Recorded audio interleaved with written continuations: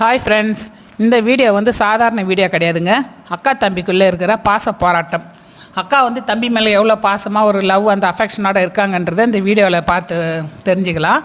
அதாவது வந்து தம்பிக்கு என்னெல்லாம் பிடிக்குமோ அதெல்லாம் பார்த்து செஞ்சு அவனுக்காக பிடிக்கணும். முட்டை தோசை போட்டு கூட வந்து 2 முட்டையை உடச்சி ஊற்றி மட்டன் குழம்பு, சிக்கன்லாம் பிச்சு போட்டு அதில் ஆம்லேட்டாக போட்டு வச்சுருக்காங்க. ஏன்னா அவனுக்கு வந்து ரொம்ப பிடிக்கும். இந்தமாரி வந்து முட்டை கூட வந்து குழம்பு ஊற்றி அடித்து நல்லா கலக்கி தோசைகள் ஆம்லேட்டாக போட்டு கொடுத்தா நல்லா விரும்பி சாப்பிடுவான். அதனால் 2 முட்டையை உடச்சி ஊற்றி மட்டன் குழம்பு போட்டு அதில் ஃப்ரை பண்ண சிக்கன் 65 சின்னதாக பிச்சு போட்டு நல்லா அடித்து கலக்கி ஆம்லேட்டாக போட்டிருக்காங்க. இதை நீங்கள் ஒரு வாட்டி உங்கள் வீட்டில் ட்ரை பண்ணி பாருங்கள், சாப்பிட்டு பாருங்கள், சூப்பராக இருக்கும்.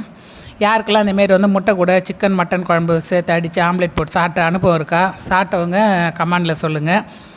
இதே போல் இது கூட தக்காளி சட்னி, கார சட்னி போட்டு அடித்து சாப்பிட்டாலும் நல்லா சூப்பராக இருக்கும் சட்னி ஆம்லேட்டு.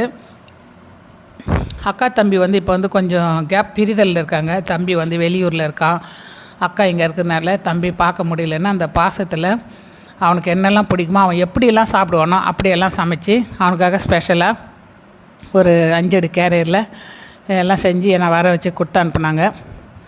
அந்த 5 அடுக்கு கேரியரில் பார்த்திங்கன்னா ஒரு கப்பில் அடிக்கப்பில் சாதம், அடுத்த கப்பில் 2 சாதா தோசை, அடுத்த கப்பில் ஒரு முட்டை தோசை, அந்த ஆம்லேட்டு, இன்னொரு கப்பில் வந்து மட்டன் குழம்பு, இன்னொரு கப்பில் பார்த்திங்கன்னா சிக்கன் 65 ரத்த பொரியல், இதெல்லாம் வச்சு கூடவே அவங்க பாசத்தையும் வச்சு என்கிட்ட கொடுத்து அனுப்புனாங்க.